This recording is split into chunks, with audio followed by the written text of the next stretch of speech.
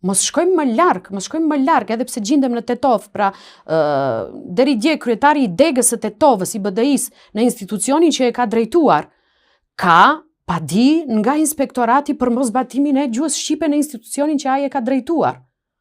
Të mos flas për ministrin e arsimit.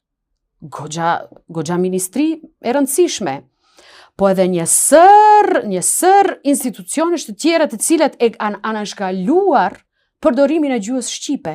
Dhe kur i ke pyetur pse, po ja për çështje prakticiteti e kemi bërë. Dhe tani të vish dhe të na akuzosh për gjëra që ti ke bërë dje, mendoj kjo nuk mban. Kjo nuk mban. Dhe ato nene që që janë tani në procedurë në gjykatën kushtetuese, po pse nuk u mbyll kjo çështje përderisa në gjykatën kushtetuese e drejtonte zotri Salim Murati, i cili momentalisht është deputet në radhët e BDI-s.